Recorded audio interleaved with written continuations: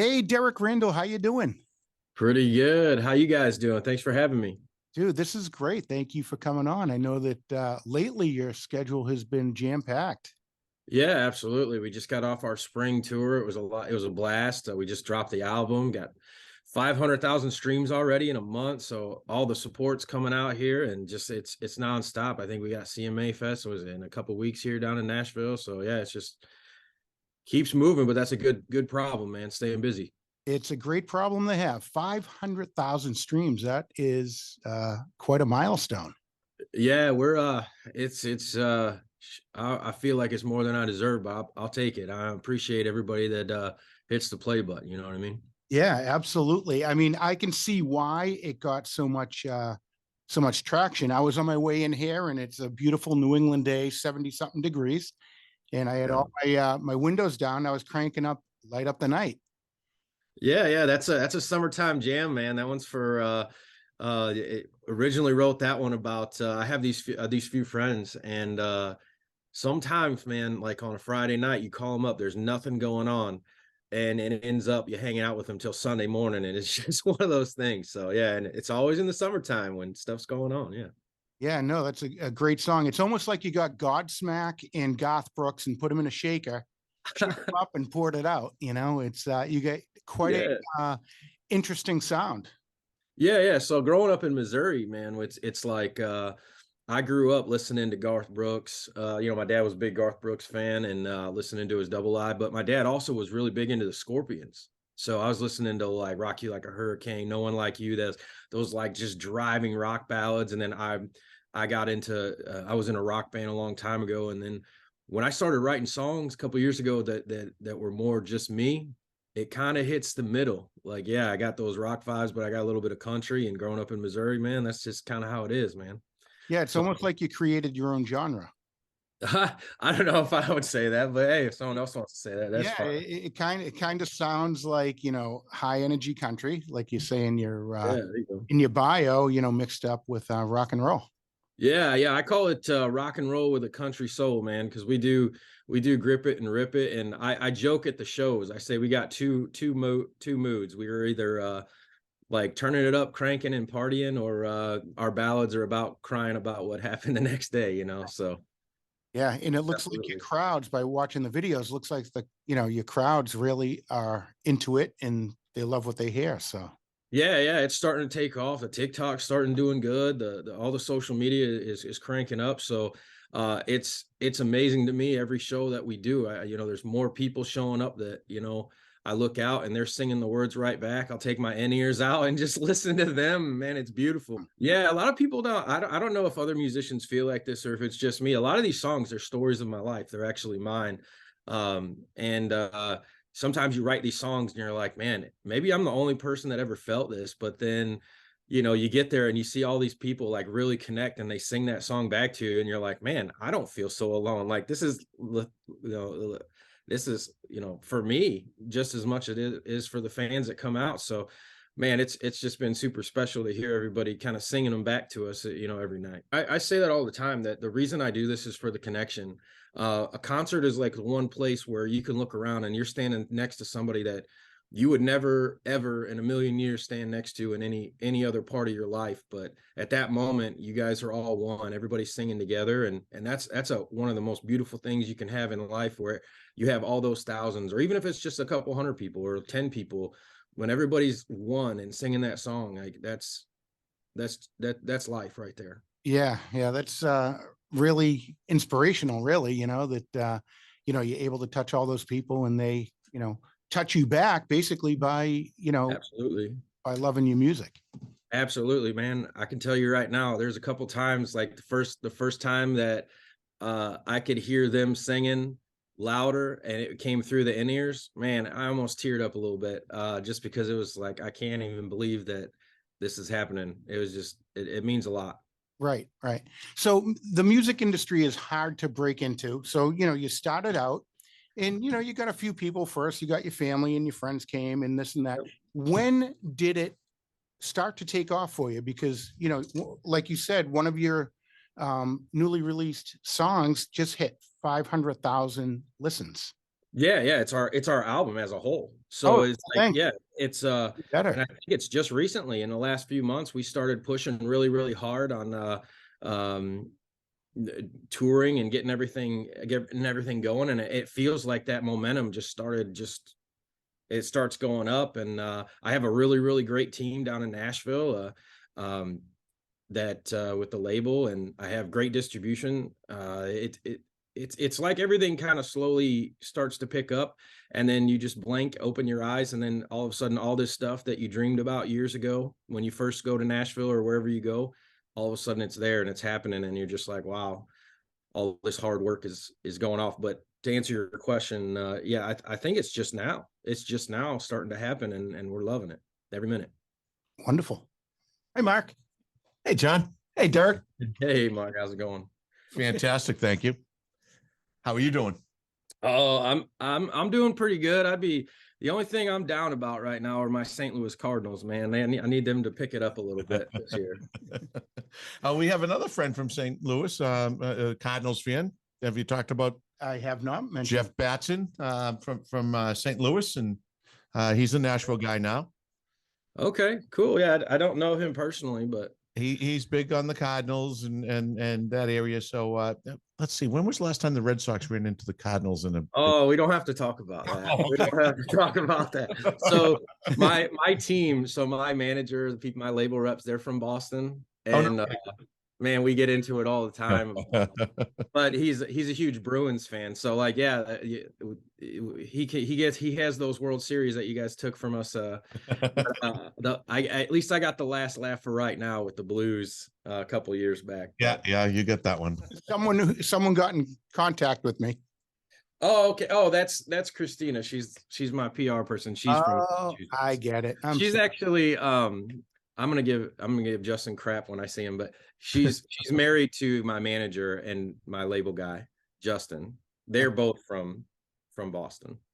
So describe to me. Okay, you got a manager, you got Christine who does your PR, a label guy. What does that entail for people listening at home and wanting to know what the? Well, it depends on what level. So there's all kinds of different levels when you have labels. You have the big dogs, like Sony and Warner, where you have a whole team. And down in Nashville, you also have independent labels, and that's what I'm on, where you have other deals, and your whole goal is to just keep kind of like stepping up the ladder and doing leveling up. You start as like an independent artist. I'm just a singer-songwriter. And then the next thing you might try to get a distribution deal or a publishing deal. And then independent labels, it depends on which one they are. They could be trying to do everything that a big label does. They could be like, well, we're just going to help you with content, or let's try to do what's called a JV deal and get you on a bigger label. But that's where they supply the money, but your team still does it. Luke Combs is someone who did that. There's a whole array of stuff, but essentially the label is basically the muscles behind what happens. Okay. Very good. Thank you for explaining that to our crowd, to our listeners. So you have a website. It's DerekRandallMusic.com, and you're also all over all kinds of social media. Yeah. So we have DerekRandallMusic.com. That's where we keep everything pretty solid, pretty updated. There's links to the songs and the music videos and kind of the one sheeter, the background of like who I am, where I'm from, that kind of stuff. But yeah, I stay active on Facebook, Instagram. We're also on TikTok. That started doing really well for us. I have a Twitter, and someone just asked me, they're like, I watch for your tweets and you never tweet, because I never do. I'm like, do people want to hear what I say? But I guess I got to start firing that up. But any of the socials, it's at Derek Randall Music. We try to keep it real simple across the board.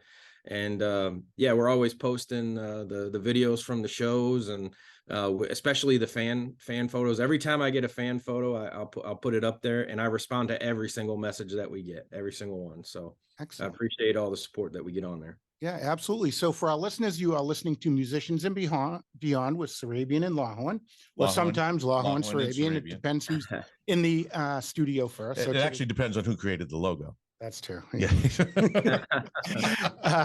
That's true. And he tells me it's because of alphabetical reasons, but he's full of shit. Well, we didn't want to do John and Mark, then no one would know who we were. Anyways, we are talking with Derek Randall, and you can find all about him on DerekRandallMusic.com. And you get some great swag on there. You get some great shirts with some incredible logos. We're going to have to get our hands on some of those, Mark. I mean, yeah, I tell you what, shoot me a message with where to send them and your sizes, and I'll send you a couple. Look at that. Mine's like the size of a tent. Do you have 3X, 4X? Yeah. Hey, I'm just we got them all. We got all sizes, man. Everyone's always picking on the fat guy, you know? So what else has been happening in your life? This whole thing is just really starting to take off. It must be surreal for you that everything is happening. Yeah. So coming up, like I said, going down to CMA Fest, a lot of stuff happening there, a lot of behind the scenes. A lot of people don't understand, like every time you release a song, that's 3 or 4 or 5, maybe even 6 months in the making before that, if you release a single. And even though we just released that album, like I said, it was about a month ago and it's doing really well, we're already writing, we're already working on the next record. And I have calls later today about certain producers that I want to work with on the rock side of the fence, because I do take pride in having that rock vibe and also the country vibe. And I don't want to say that I'm on one side or the other. I just want to be able to create a song and let that song stay true to whatever it is and during the creation process. So we're going to try to do a mix of that. I'm meeting with a lot of people as far as co-writes, which is new for me. Most of the time I just write my own stuff, but I hear a lot of great stories about getting with people, and it just gives you a different angle and a different approach. So I'm definitely all about that, trying to grow as a musician and an artist. So I'm really, really looking forward to that, meeting a lot of people. And then we got festival season coming up. I do a lot of stuff with veterans. So there's any of your listeners, if they're anywhere near Michigan, I do this thing called with Rock for Vets. I think there's going to be a golf outing. There's going to be we're in talks of doing like a float trip where we're going to go hang out with people and go on like floating down a river. And then we have the rock festival. So that's where we're going to be on, and they get some pretty big rock, and that's all rock. So, but they still accept us, even though we're a little country, but. Oh, you definitely got the rock in there too. Yeah. So, but yeah, it's a lot of, even though if we don't have a show, there's 100 things a week to do to just progress towards that next release. Excellent. How long have you been in Nashville for? Couple years off and on. So I live in Nashville and Michigan, and getting ready to be in Nashville all the time. This is just starting to heat up so much. You just gotta keep doing it. You just gotta be there as much as you can. And I find myself there more than I'm back in Michigan. So, but kind of like any industry, you gotta be where the movers and shakers are. Those other songwriters, all that stuff that I was talking about. You have to be at the hub. You have to be where it's going on. Because of social media. Like if you really want to, you can connect with people. But at the end of the day, that handshake, that being able to hang out with people, that's how you get the real relationships. And I think in country music, you kind of see that. You see these little circles. Like when you get into that circle, they all grow together. I mean, so in Luke Combs, Jameson Rogers, that little circle grew. You have Morgan Wallen with Hardy and Ernest. They're all buddies. And one buddy helps another buddy, you co-write on this, and it's because they're together, so I think being there, being present is a big thing. All right. So who's part of your nucleus, those buddies that you're writing with and working with? Who do you got out there right now? I have some buddies that there's one of my buddies. I haven't written with him yet, but I want to. His name's Chris Rudiger. He's from up in Boston. You guys know Rudy? Yep, definitely. Yeah. So he does the 615 house. I try to pick his brain. For as young as he is, man, he's a smart dude, man. He's got so much stuff going for him. Chris Moreno, another person from up in your area. Then you got Liz Coulter. I know her from up in your area. I was gonna write with her earlier, but her schedule changed last time I was in Nashville. So hopefully next time I'm down, we can square that out. And then there's some other ones like Graham Barnum. I've been looking forward to me sitting down with him and writing, and hopefully we get that circle going and everybody gets fired up. Now, how's that circle begin? You're out, you're at a show, or are you playing somewhere and someone says something to you, or someone else is playing and you step up to them and you just find out you have a lot in common and you get a vibe with each other? I think it's just mutual connections. You get introduced to people. I met Rudy because of Justin and Christina, and then met a lot of those other people because they're all from Boston, so they all know each other. You know, they all rooting for the Sox. You know, I think yeah, I think it's more or less if you once you meet them, and then if you vibe, you vibe. If you don't, you don't. One of our rock songs on there, we recorded at Jelly Roll Studio with his producer, because he was a friend of the couple guys in my band used to tour with him when he was playing in a band called Nine Shrines, the producer for Jelly Roll. So, you know, it's just kind of those little interconnections, like, hey, you know, and then I think it's also about timing. You know, you might meet someone and then, you know, hit it off, but if they're not in a place where they want to do it right, you just got to try to, like, hopefully life works out and you guys are in the same spot, and it can happen. Or you can try to seek people out, but it's hard. It's hard to nail someone down. It's kind of happen organically. Right. Beautiful. And you had mentioned your band, and you have, you know, quite an incredible band behind you. Yeah, man. I'll say it till I die, man. I got the best band in the world. These boys are loyal. A lot of people in Nashville do hired guns, and for me, I just can't do it, man. These are my boys. This is my family. We've got a really crazy background. Everybody's a little bit different, and I love that. I think that helps meld even more into what we do. My lead guitar player, he's more of gosh, he's like driving a Ferrari in a parade, man. He does way more than what I need him to do. We always have to dial him back, but when we're playing live, he just man, he owns it. It's like having Slash in your band or something, man. It's just amazing. And then my drummer is a former metal drummer. Just he can do crazy things on the drums. I have Mikey, who's your prototypical bass player. He's just a wild man on stage. We don't need him to do much on bass, man. He just sits in the pocket. But when you see him live, he's shotgunning beers, jumping up and down off of the light boxes, that kind of stuff. And then Jesse, my rhythm guitar player, he's a great songwriter by himself, man. He's got his own vibe. And man, when we're all together, we get into a little bit of trouble. I can tell you that for sure. But just all of that together, man, it helps make like our sound and our vibe. And sometimes when I write a song, it will come out and I'll be like, well, I like how it started, but they all put their little piece in it, and that's what makes it what it is. So even though I'm a solo artist as Derek Randall, I wouldn't be this without them, for sure. How did the band come together? Was it an evolution? One person came, another left, and then you ended up where you are. And at what point did you know, all right, this is the group? Yeah. I can tell you that for sure. This is so when I first started writing these songs, I have a buddy named Joe Bazzelli down in Nashville. He's a great songwriter. He went to high school with me back in Missouri.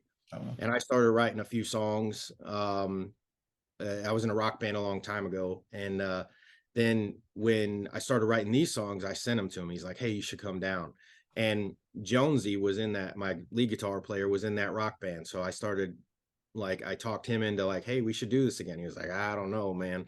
Didn't turn out well for us last time. I'm like, yeah, let's just for fun. And me and him on the road, we like going hitting White Castles and Waffle Houses, all the stuff that's not good for you. So I was like, come on, we'll go to Nashville, we'll hit a Waffle House, it'll be fun. So he comes down there. We end up doing some demos. Some people started liking, so like, all right, we can do this a little bit more. And then I had a buddy, Jesse, who that's the rhythm guitar player. He came along, and then we started, okay, let's finish this out. Let's do this. And then Dustin, we had a drummer, not like an original drummer, but he ended up not working out. We were like, man, who do we know? And we were like, Dustin. And I was like, well, he's a metal drummer. Do you think he would even want to do this? And well, he's about as country as it gets. So he was like, I'll do it just for fun. Like, just like, I'll help fill in till you find someone else. And he's been with us ever since, man. He's amazing. He loves it. He actually has lots of fun. And that was just like kind of happenstance. And we had a different bass player, and this punk rock guy, Mikey, was friends of Dustin, was like, man, if you never need a bass player. So I was like, you know what? I met him a couple times. He was really nice. We brought him on, and he's phenomenal. Hey, I wouldn't change a thing, man. And we've been playing with him for almost 2 years now, and it's amazing. It's amazing. Like, I feel like we've hit the family. We've hit the peak. I love every single one of these guys, and every time we go out on the road, it's a blast. And I think when the fans see them and they interact, I think they can tell it's a family, it's a unit. But as far as what touring's like, it's like being on the road with a bunch of grown children. You know what I mean? Like, when we stop at a gas station, you know, like on the way to somewhere, it's like someone gave a kid $100 bill, and we walk out with all this stuff that's terrible for you, you know, like taquitos and hot dogs and that kind of crap.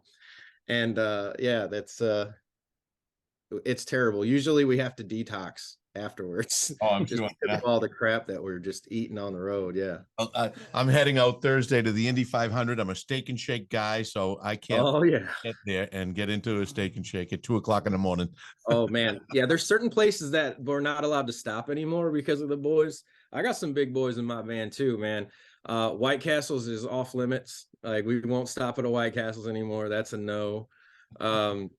No buffalo wings for Jesse. That's also a no. It's more for everyone else. Smaller bus. Yeah. Exactly. It's funny. I was watching a TikTok. You mentioned it earlier, and a buddy of ours, Cody Webb, was doing a TikTok live. They were in a transit van. The band's sitting behind him playing, and he's on the dashboard beating away. And I'm like, "You're driving. Pay some attention to the road in front of you." Yeah, I know Cody. Yeah. Oh, yeah. You guys know Cody? Yeah. Very well, yeah. Yeah. I love his song Jumbo, man. That thing. Oh, yeah. That's a jam. I root for him. He's such a good guy. Man, him and his family. Yeah.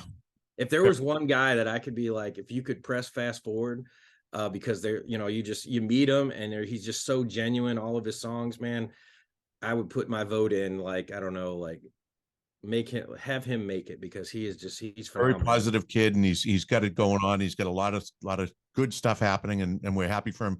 We were down at the Bluebird. He was part of in the round with two friends of ours, Eric Haynes and Jeff Batson, and he was one of the guys sitting in, and we got to listen to him, get to know him then, and then we just started following him and touching base with him and seeing him. I saw him at the music room. I went down to Charleston to see him down there when he was playing. So he's a really, really cool guy. And a past guest of ours was just, was it Kirsty Kraus? I'm trying to remember. Oh yeah. Kirsty Kraus was in the video, in his Truckload of Trouble video that they shot. And so I thought that was a pretty small world, and it just keeps getting smaller. Yeah, I know Kirsty as well. Yeah, she was in my Light the Night Up video. Oh, you're kidding? Okay. If you watch that, she's in there. Yeah, she's jamming. I mean, yeah, it's like everybody's interconnected. And she was an acquaintance through somebody else, and she came out and she was amazing. And I got to meet her then, and yeah, she's a great artist too, man. Yeah, and she's a great girl, great artist, great personality, another very positive person, always looking Absolutely. forward, and got to appreciate that. Yeah. You have a lot of songs under your belt that you've written, and we're going to play one of them right now for our listeners and for your fans. My favorite song, is there so some of my songs are explicit. Does that matter here? Oh, that's fine. Nope. Okay. You can say whatever the fuck you want. All right. Yeah. So my favorite song that I wrote, just because it means the most to me, I don't know if it means to everybody else, as far as written, would have to be Favorite Monster. My favorite one to play live is Coming Back for You, because of the fan response. But I think Favorite Monster is my favorite song that I've ever written. All righty. So here is Derek Randall, and this is Favorite Monster.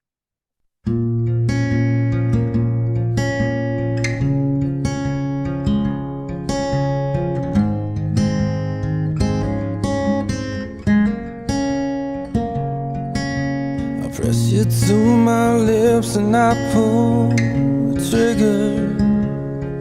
That feeling that you give is all I live for. I used to run from the light, keep my feelings locked inside, but you caged all the demons that were running in my mind. You're my favorite monster, I can't get enough of. You lead me to the darkest place, tell me it'll be okay to hide out while my bridges burn down. The only thing I need is you, 'cause you've become the monster that I chose.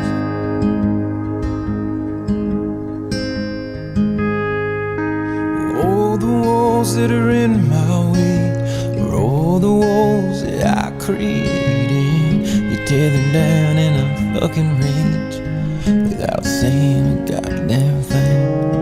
They tell me that I should go straight to me, everything is gonna be okay, but I don't wanna be okay if it means that you ain't here with me. You're my favorite monster, I can't get enough of.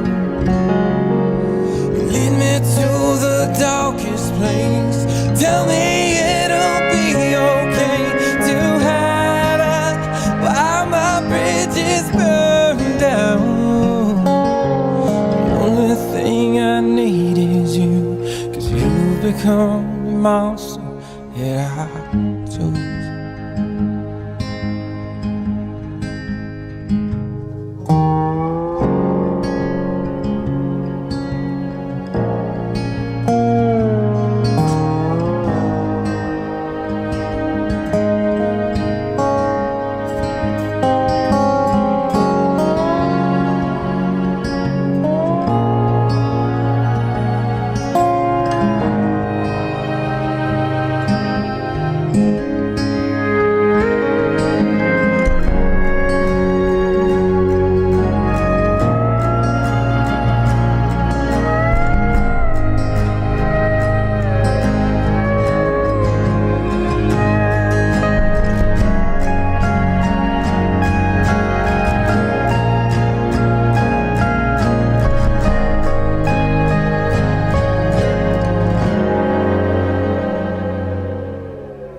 My favorite monster, I can't get enough of.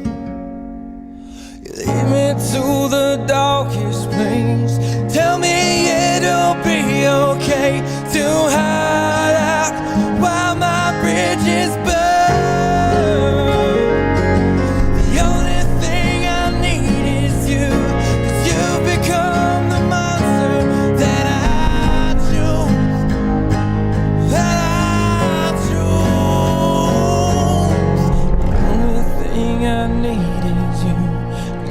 Become the monster that I chose.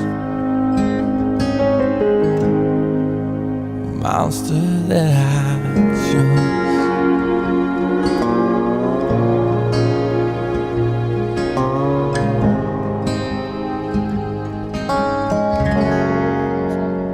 Yeah, so that song is I wrote that in about 15 minutes. And I wish all of them have happened like that, where you just say they just, just like it falls out of you onto the paper. And I think being a musician, as we've talked about, kind of like all this stuff and everything that goes into it, it's a hard life. It's a really hard life. There's a lot of people telling you, even though that there's people in your corner cheering you on, there's a lot of people, especially I think some of the biggest voices that you hear are your subconscious of just telling you like, hey man, it'd be way easier just to get a real job and just just do that corporate life, that kind of thing. But every now and then, everybody has something in their life that they find that they just can't live without, and it takes like a moment for that switch to flip, to say, you know what, I don't care what everybody thinks anymore. I'm not going to listen to that in the back of my mind anymore. I'm just going to, whatever happens, happens, but I'm not living without whatever that is anymore. And that's the monster of it, like that's in your head. And that's hopefully I try to write my lyrics very metaphorically and very open so that other people can put their stories into it. And it's not so specific. But for this one particularly, it absolutely was about being a musician. And no matter what, even if the world burned down around me, I will still be singing a song to my last breath and trying to find that connection that we were talking about with other people. Cause that to me is the purest form of joy in this world, man. Absolutely. And you said that most of your songs are either about a personal experience or something that affects you. Yes, 100%. All the songs that we have are, they're pretty emotional, man. One where they're either highs or lows, or we have one song called Blackberry Crow. It was written by Jesse, my guitar player, and it's about remembering the people that aren't here anymore, and we actually had an argument in rehearsals one day, because I see that as a happy, like if you listen to it, it's a little bit more upbeat. I think it's got a good vibe, and you're remembering the people, that aren't here anymore. You're trying to let them live through you. And the guys were like, no, that's kind of a sad song. I'm like, well, it depends. I mean, yeah, those, it's sad but it's also part of life. And, part of being alive is knowing that it's not forever. And that's beautiful, man. Because is it true that you got started in your mother's old station wagon when, she had some Garth Brooks playing? Yeah. Garth Brooks, Jim Croce, man, you name it, man. I remember, I think it goes back even farther than that. My dad has a picture of me when I was like 2-3 years old and some tidy whities and a little guitar running around. But the earliest memory that I have of actually singing songs, my mom used to take us to a public pool. And, back then, before you had car seats and stuff, we're like sliding around in the back seat as she's taking turns just singing these songs with her. And like, it would be Garth Brooks, you'd be singing Thunder Rolls or Calling Baton Rouge. Or even if she started playing some stuff from when she was a kid, we'd be listening to like Photographs and Memories, Jim Croce, stuff like that. But then both my parents really love Van Halen, so we'd be screaming that too, like as we're sliding around the back seat. But yeah, it was always singing. It was always singing from a very young age. Never really back then having dreams of doing anything like this. This was just like a happy accident, but absolutely, music's been a part of my life since I was a real little kid. And at what point in your life did you know that you wanted to do this for your life? So back to that rock band that I was in, that was just buddies. And like I said, it snowballed all the way up into like making an album and doing stuff. And we ended up selling out a 1,500 cap place down in St. Louis, place called Pops. We love it. Was an amazing place if you ever go there. Great venue. And at that point, it kind of clicked like, hey, people kind of like what we're doing, man. I feel like we're helping people. And it was not necessarily like, look at me, but it's the connection that you get afterwards when you're shaking hands and someone's like, man, that really helped me. Like I went through this and that song, I was playing that song, or you see those people screaming those words, or on the songs that are a little bit more emotional, you see them crying, or, you're connecting with people. And that's what it's about, just connecting with people and whatever it is. Even baseball can be beautiful and give you moments of connection. Like I'll never forget as a Cardinals fan, growing up with my dad, watching Cardinals, listening to Jack Buck, that kind of stuff. There's certain moments that you just remember forever. And for me, I went to the last game at Old Busch Stadium and the first one with my father at the newest one. And moments like that, I hope we create for people that when they come to our shows, those moments that they remember for years and years down the road. Your favorite venue to play in, where would that be? I got a couple, and these are friends of mine, so I gotta be careful with what I say here. It's a little unfair to ask the question, but for us, we ask so that our audience and us can go out and experience the places the artists say, you got to see a show here, or you got to go here. And this is what I felt when I was up there.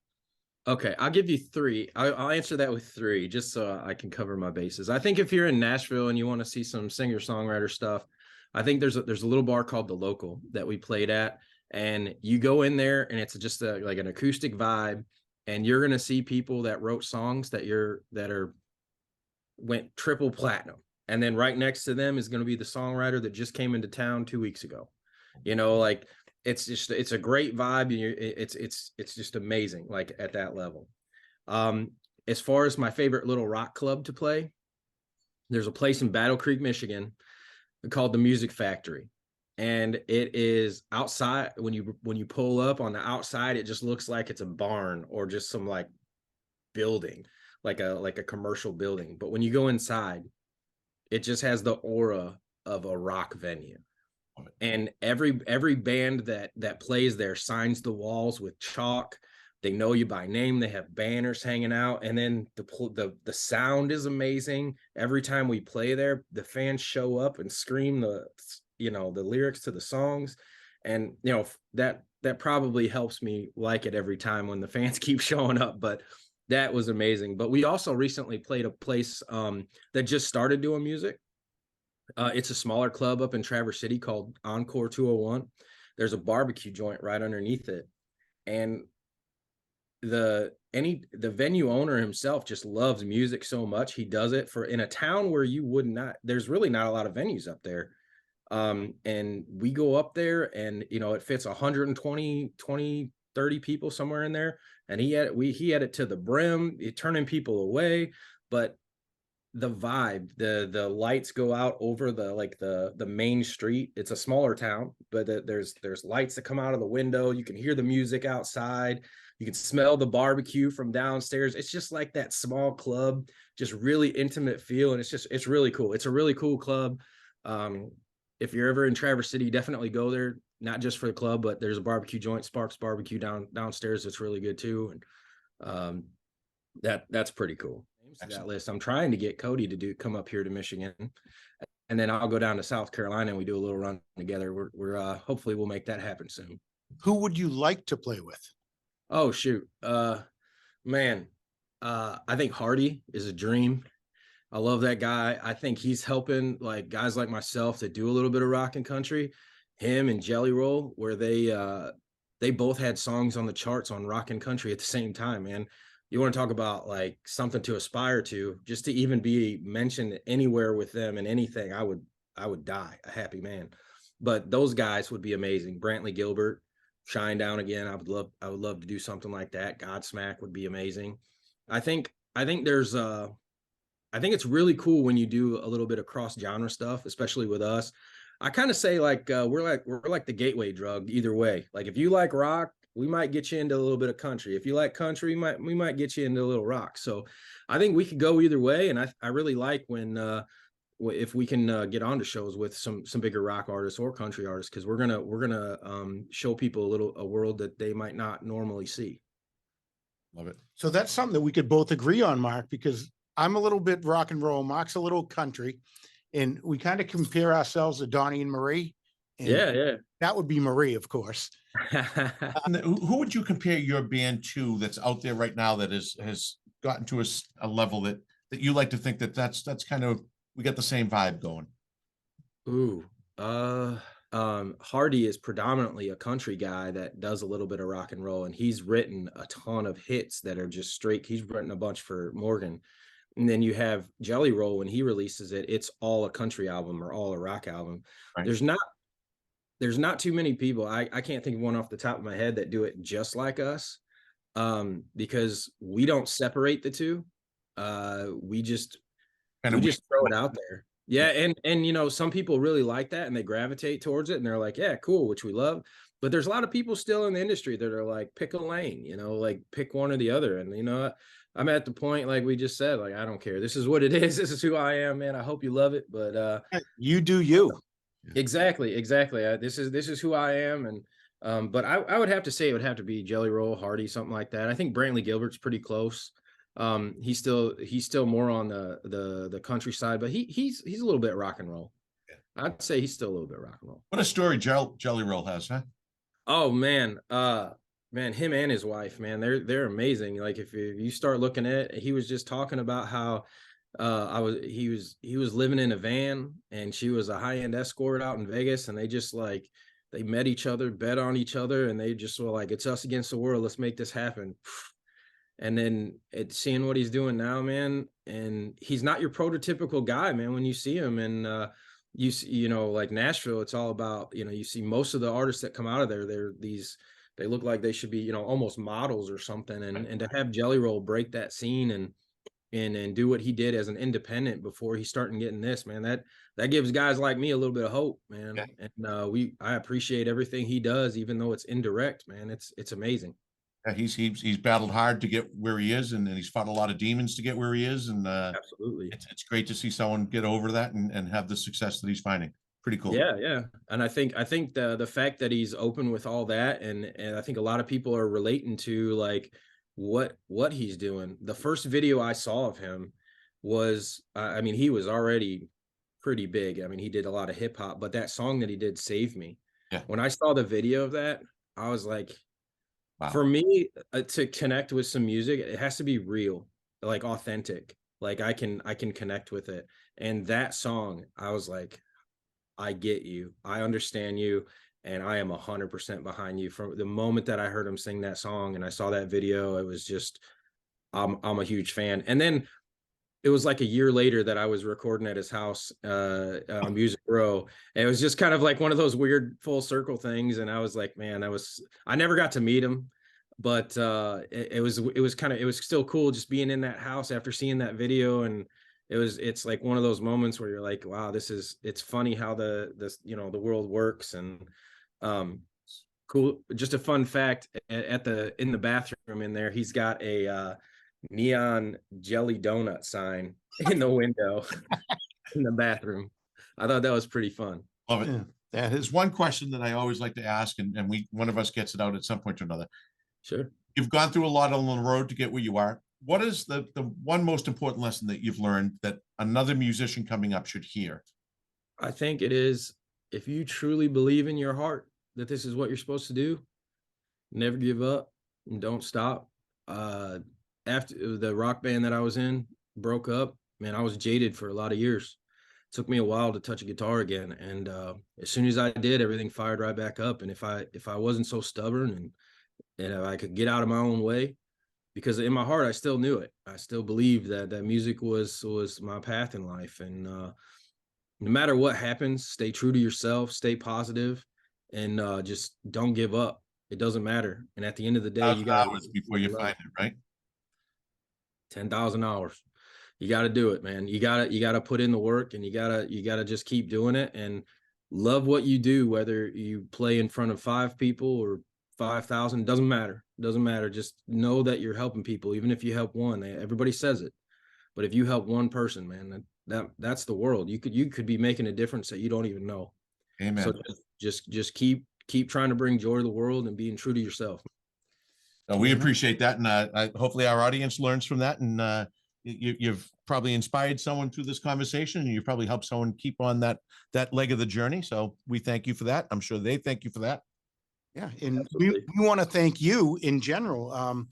Again, we're talking to Derek Randall, so you can go to derekrandallmusic.com, buy some swag, download some music, find out where he's going to be playing, follow him, and support him. We're going to see some big things. And, I know, like we talked earlier, you are super duper busy, and we really appreciate you coming on. Did you say super duper? I did say super duper.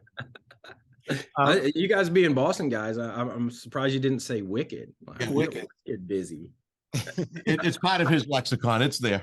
Well, we Derek, we want a wicked thank you for coming on. And now, Derek, as we fade out here, what's one song you want to leave the audience with that we can play as we move along here? I think Coming Back for you, because hey man, I'm always gonna keep coming back. You know what I mean? All right, there's Derek Randall with Coming Back for You. We want to thank you for being on with us. We're going to let the song take us out. And we want to thank you for being our friend. There we go. Yeah, thank you. Thanks, guys. Thank you, Derek.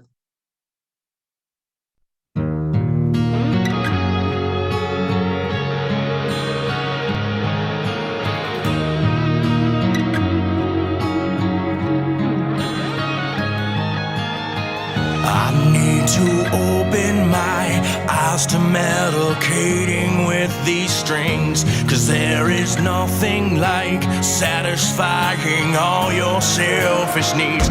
I know you wouldn't understand. I know this wasn't gonna last. I close my eyes so I don't see the fucked up things you do to me. I need to know this isn't like before. Right from the start, you were tearing me apart. Whoa, whoa, I'm coming back for you. Whoa, whoa, I'm coming back for you. Are you satisfied ripping out my heart before you leave? 'Cause there is nothing like opening these skies